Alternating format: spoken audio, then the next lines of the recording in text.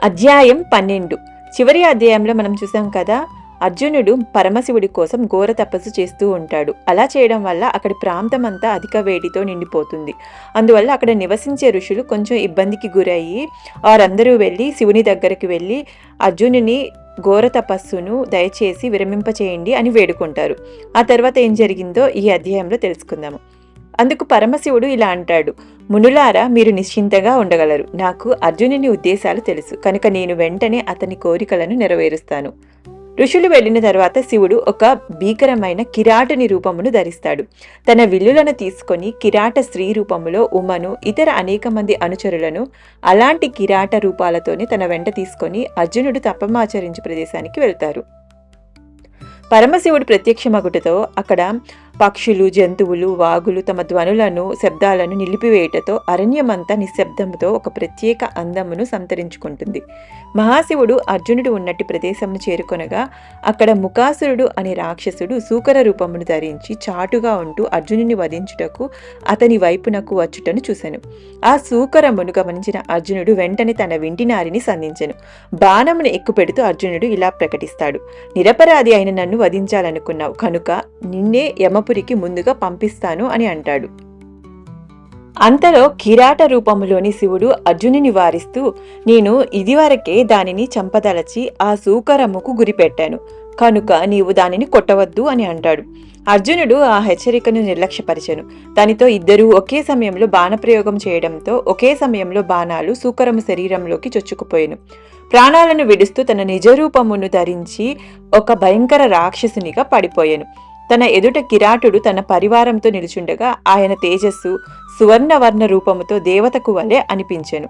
దానితో తన శక్తిని ప్రకటించుటకు అవకాశముగా యోచిస్తూ అర్జునుడు ఇలా అంటాడు, నీవు ఎవరవు? ఈ అడవికి ఎందుకు వచ్చావు?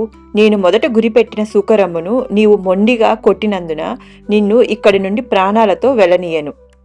కిరాటుడు నవ్వుతూ ఇలా బదులిస్తాడు, మేము ఈ అడవిలో నివసించు వారము కనుక నేను ఇక్కడికి వచ్చుటలో ఆశ్చర్యమేమీ లేదు. మరోవైపు నీవు రాజభోగాలతో పెరిగావు. ఏ ఉద్దేశంతో నీవు ఇక్కడ నివసించుటకు వచ్చావు? ఆ భయంకర రాక్షసుని బాణముతో సంహరించినది నేను, నీవు కాదు. నేను ముందు గురిపెట్టాను.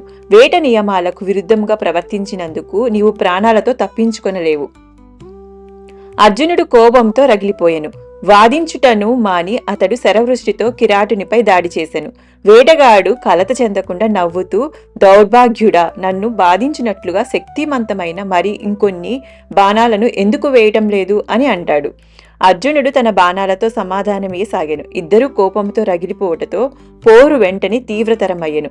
తాను ఎన్ని శక్తివంతమైన బాణాలను విడిచినను కిరాటుడు చరించకపోవటతో అర్జునుడు ఇలా ఆశ్చర్యపడెను. ఇతడు సామాన్య విరోధి కాడు. కొన్నిసార్లు దేవతలు ఆనందించుటకు హిమాలయాలకు దిగి వస్తారని నాకు తెలుసు. బహుశా అతడు శివుడు కావచ్చు, లేక మరో దేవుడో, యక్షకుడో లేక అసురుడో కావచ్చు. ఏమైనను అతడు ఎవరైనను అతడు శివుడు కాకుండా మరి ఎవరైనను నేను అతనిని వెంటనే జయించాలి అనుకుంటున్నాను.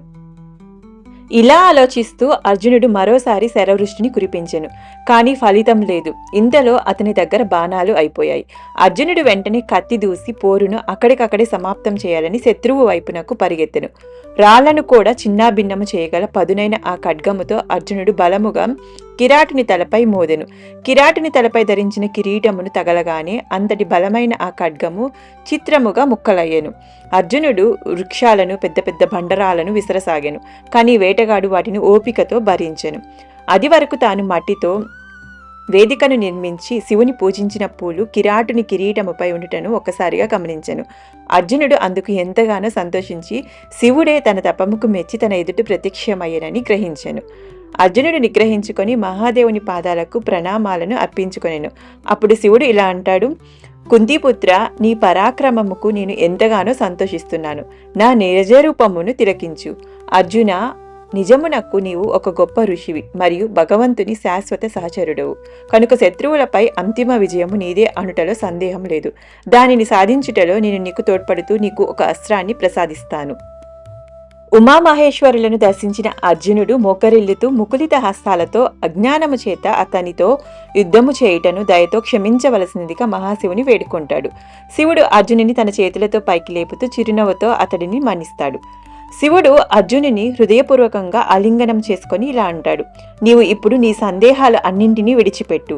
నీ తూనీరములు తరగకుండా ఉండినట్లుగా అక్షయము చేస్తున్నాను. నీ శారీరక బాధను తొలగిస్తున్నాను. అంతేకాకుండా నేను నీ పట్ల ప్రీతిని పొందినందున నీవు ఏదైనా వరమును కోరుకో, అనుగ్రహిస్తాను అంటాడు.